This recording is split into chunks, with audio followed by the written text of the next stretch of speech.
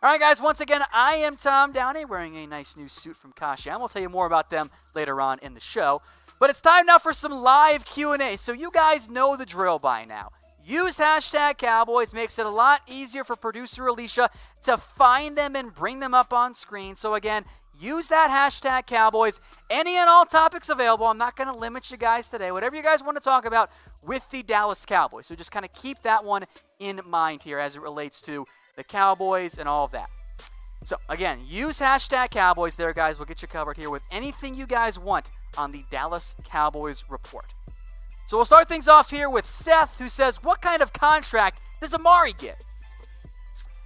It does kind of depend on what happens to Julio Jones. I do not think that Amari Cooper ends up making more than Julio Jones or Michael Thomas, but when the top guys go up, the next tier goes up too.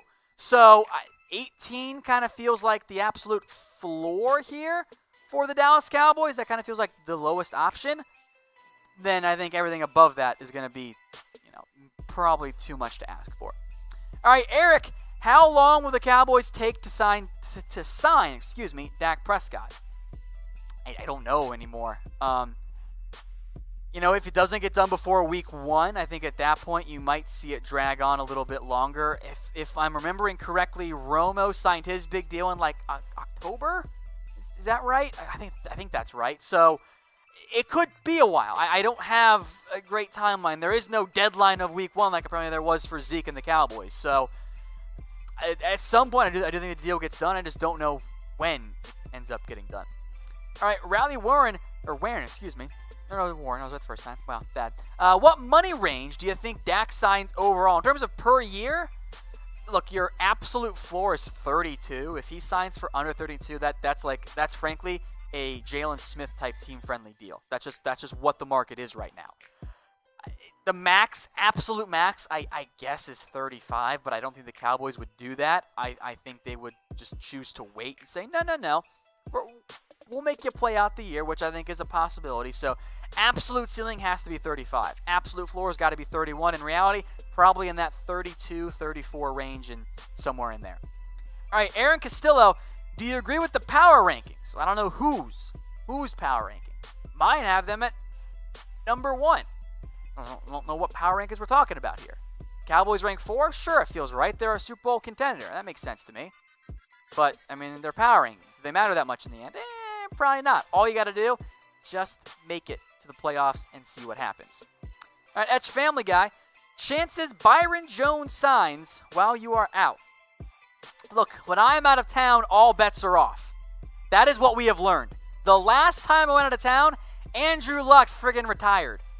So there's going to be something. That's what happens every time. Byron, though, I would rank lower than a Dak extension. Just throwing that out there. All right, Noob Gamer, prediction on how many turnovers the Cowboys defense get against the Giants on Sunday. Oh, God. Over-under is 1.5, knowing that Eli's terrible. God, actually, no. Over-under is 2.5, because I might go with 2. Over-under 2.5 on that one. I think you'll see turnovers caused by the Cowboys because the Giants' offensive line and offense is just not that good. Michael R., who will be the first practice squad player activated to the 53-man roster?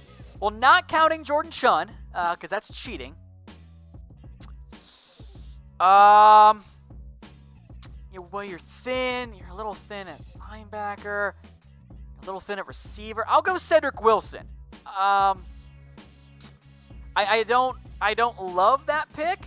I thought about Daniel Watts because that's my boy. I'll go Cedric Wilson gets the first call up, knowing Jordan Chun does not count. Kyle Clements, can we sign Dak and Cooper and then tag Byron Jones? That is absolutely an option. And I want to make this point again because I made it before, but it's easy to get lost. This upcoming year for the Dallas Cowboys, if there is no CBA extension or new agreement, the Cowboys actually have 2 of the franchise tags. They have the franchise tag and the transition tag. So you could still, let's just say, extend Dak, franchise Amari, transition tag Byron Jones. That's an option if there is no new CBA. So if one of those guys gets done, then yes, I think Byron Jones is a prime candidate to get a tag from Dallas. All right, Neal wants to know if the Cowboys actually limit Zeke in the opener, or could this be a smokescreen to mess with the Giants' planning? I think it makes logical sense to kind of take and limit Zeke a little bit. At the same time, if you're letting your game plan leak in the media, you did something wrong. Just throwing that out there. You shouldn't let it leak. Zeke's going to play this many snaps. That's not good. I do think you don't see a full workload from Zeke Elliott, but I also don't necessarily know if that report was true. We'll break it down more in depth, though, in a little bit, so stay tuned for that one, Neal. All right, guys, speaking of the game, predict the score. Cowboys versus Giants. Go ahead and DM me your predictions on Twitter at WhatGoingDowney. You also must be subscribed to the Cowboys Report on YouTube. You see the link up on your screen there, too, but you're on YouTube, so just hit that big red button. If you are the first one to get it exactly right, very first one, we will Venmo you $25. Has to be exactly right. Has to be the first one. Must subscribe, and then DM me on Twitter at WhatGoingDowney. So, from Sir Dig. It's a funny one. So, Tom, when are you going to get that nose pierced? Never. I will never get my nose pierced. I don't. Oh, producer Brett's booing me with that. Whoa. What? Oh, it was Mitch who booed you. So, I apologize to producer Brett, who I thank very much for allowing me to wake him up at 6 a.m. to come do the live show when Zeke signed. And everyone go boo Mitch. All right, Randy, next up here. Who is the next defensive guy to get a deal? Good question. Byron makes the most sense because of the timing. I could see a scenario where they bring Sean Lee back for like a one-year vet min deal. Could be an option next year. Jeff Heath is up for an extension. Or his deal's up. Dark horse name, Xavier Woods. You can do a new deal after the first 3 years, and that would be after this upcoming season. Watch out for Xavier Woods. But that has to end this upcoming year. You can't do it quite yet. Jason Crawford. Can we see your fantasy sports results every week? Sure. I'll put them on my Twitter. So go follow me. Oh, producer Alicia knows exactly what she's doing there with that link there. I'll put it on my Twitter at WhatGoingDowney. I will make note. I did draft Antonio Brown in one of my leagues. I got like 6 this year. Feels bad. However, the Antonio Brown trade did allow me to trade for Dak Prescott today. So, because I traded D.D. Westbrook finally for Dak Prescott. Hopefully that works out well. All right, from Joe, longtime watcher here. How many sacks will Dallas have in Sunday's game? Did Joe see the script in advance? Because that's actually a question I'm going to ask you guys later on in the show. I actually hadn't thought about it, though, because I put it in there and didn't make my notes. Over-under's 3.5. I know that's actually a lot of sacks, but I also know how you guys vote. So, over-under's 3.5. I think you will see pressure caused against Eli Manning, who he's not mobile there. Like, he's just slow. So, good question there, Joe. I think you do see pressure from the Cowboys. Or consistently too, especially at that right side. I like Will Hernandez, but I don't trust the interior that much. And Mike Remmers is not the best right tackle in the NFL. He's pretty far from it. It's an upgrade from what they had last year, but he's just not that good, plain and simple. So great question there, Joe. I think you see DeMarcus Lawrence in particular get at least 1 sack against the Dallas Cowboys or against New York Giants because Tank always plays well against Eli Manning. That's just how things work. All right, Tyler Main. Van, you see Coop and Gallup combining for more than 1,700 yards and 14 touchdowns. Yeah, it's on the higher end in terms of the yards, but it is within the realm of possibility. I think Amari gets over 1,000. I think Cooper's going to approach 600, 650. So, I mean, if it's 1,100, yeah, I think that's very doable. 14 touchdowns, that's really tough to predict because it's so inconsistent.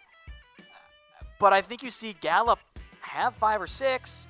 Can Cooper get you to 10-ish? I don't know. We'll find out on that front. But yes, that is a possibility. That's not an outlandish homer guess.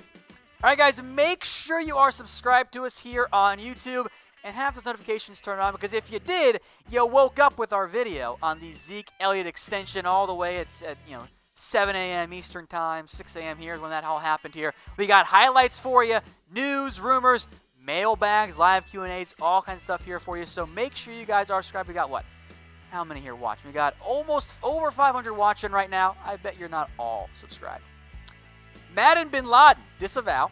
Will Tank get his 3 sacks, then enter the zone?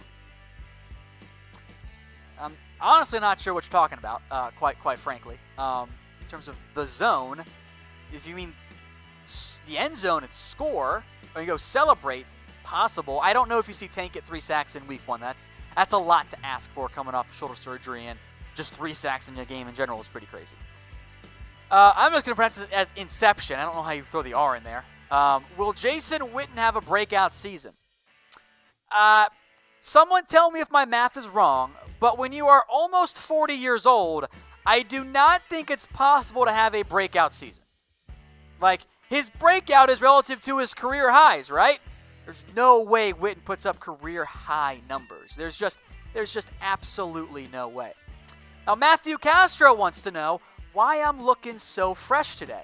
Well, great question, Matthew. This is from our friends over at Kashiyama, the Suit Tailor. You can go book a custom appointment. By the way, first off, they are here in Dallas. They are literally right down the corner from us. They are in our same building as us. So schedule a free fitting at Kashiyama1927.com. And then either let me know on Twitter at What Going Downy, tell Mick your custom tailor down there, and we'll get you on the show. How about that? But this is our new suit here from Kashiyama. Very nice, very form-fitting. By the way, it's like the same prices as like the big warehouses. And it actually fits you. It's not like awkwardly baggy. Or, for example, in my wedding, the suit that I rented, because I didn't know about Kashiyama before it, there was a tear in my suit. Yeah, great, right? Yeah, not a problem with Kashiyama. Go get your perfect fit, get a custom suit, and get your appointment done at Kashiyama1927.com. I'll have someone put that in the chat for you guys, too. All right, Mario, is Jarwin a good late-round pickup for fantasy football? I actually don't think so, unless Witten gets hurt. I don't ever want to invest in a timeshare at tight end unless it's in New England. The Cowboys, look, Jarwin will have weeks in which he ends up putting up fantasy starter numbers because he'll score, but he's not a good investment unless you're in a super deep league or you play multiple tight ends. All right, Chris Rodriguez, if we did the 2016 draft, would Dak go in the first round? The real question is, would Dak get out of the top 3 picks? And the answer is no, he would not. It would be in some order: Carson Wentz, Jared Goff, Dak Prescott. No particular order there. If they redid the draft, you would have Zeke and Jalen Smith and Dak Prescott and maybe even Anthony Brown at the very end all go in round 1. That's how valuable that draft class has been for the Dallas Cowboys. Like, Dak's not getting out of the first round. He ain't getting out of the top 10. There are too many teams that just need a quarterback, and they will reach, or a team would trade up for one. So there's no way you see Dak Prescott get out of the first round there. You'd have multiple Cowboys in the end. From Jonathan, on a scale of 1 to 10, and you guys feel free to answer this one too in the comments, how confident are you that we make it to the playoffs and maybe the Super Bowl? Playoffs? I don't want to count my chickens before they hatch. Playoffs, I'm going to give it like a 7 or an 8, which is, as you guys know from my score, is actually very high for me. The only team that I have a 10 for is the Patriots. Everyone else is no higher than a 9. I feel pretty good about that, knowing that shit happens. The Super Bowl, though, if they make the playoffs, it's like a 5 or a 6, and then obviously it's a 0 if not, and then right the second, a 4-ish. That's the expectation, but it's tough, guys. Like, if it were easy just to make the Super Bowl, it wouldn't just be the Patriots every single season. I feel like we underestimate how much luck and chaos and randomness is just involved in an NFL team making it that far. Like, it's tough to actually pull that off. All right, Noob Gamer wants to know my stat predictions for Xavier Woods this upcoming season. Well, let me pull up his stats from last year so I'm not wildly off base. 56 tackles. I'll bump that up to 64. Sacks, that will stay 0. Interceptions, he had 2. I'm going to give him 4 interceptions this year, so he doubles that production. His pass breakups, he had 9. I'll put it at like 10 or 11, so it doesn't change that much there, just in terms of the interception. He didn't have any tackles for loss last year. I'll give him 2, or 1.5, and I'll give him 1 forced fumble too. Now, speaking of predictions here, predict the score for the Cowboys versus the Giants game. Again, go DM me your picks on Twitter at whatgoingdowney. Let me see if I have any DMs here. Don't know if I do yet. For shame. DM me on Twitter at whatgoingdowney. If you are the first one to get the score correct, and only the first one exactly right, we will Venmo you $25. We did it last year. I don't think anyone got it right. Maybe one guy did. Can't remember what the actual answer there was. But predict the score, Cowboys versus Giants. Let me know what you can put in the comments too, but go ahead and DM me on Twitter at whatgoingdowney as well. Let me know what your score prediction is for the Cowboys-Giants Week 1. From Etch Family Guy, #Cowboys, are people overrating our new OC? I don't know. Like, internally, like, Cowboys fans, maybe a little bit because we haven't seen him. Externally, I don't think so at all because I've heard no hype about Kellen Moore. Overall, I think it's about right. I am cautiously optimistic, but I got to see it first. And I know that's kind of Debbie Downey over here, but yeah, thank you, Brett. I have to see it first. All right, Thomas Mohler, or Mohler, however you say it. Sorry, my man. Good name, though. How many reps does Tony Pollard get in Week 1? Great question. You will see Tony Pollard out there on the field. In terms of his overall numbers and carries, I would be surprised if it went well above 10, maybe in that range. It depends on how they use Zeke. If they use Alfred Morris, you will see him on the field. In deep fantasy leagues, he actually could be worth playing still. But I don't think he's going to be the number 1 guy. It might be more of a true timeshare with Pollard and Zeke Elliott there. All right, from a highlight realm, how do you feel about our safety spot? Well, I love Xavier Woods. I don't love Jeff Heath. Jeff Heath is fine. But when you look at the defense, isn't he one of the main weak links? Isn't that just how it is because the defense is so good overall? So I am not as down on Jeff Heath as some of you guys might be. But I do think that you could upgrade it. Maybe it's Donovan Wilson once he's healthy. Maybe it's somebody else in next year's draft. But I feel okay about it, but it's certainly not the strong point of this Cowboys team. Hey, Cowboys fans, thanks for watching the Cowboys Report. If you haven't already, click right here to subscribe to our channel for all the best Cowboys coverage on the internet. That's news, rumors, highlights, mailbags, film studies, and a whole lot more. And I'm making your lives a little bit easier as well with the next Cowboys Report video right here.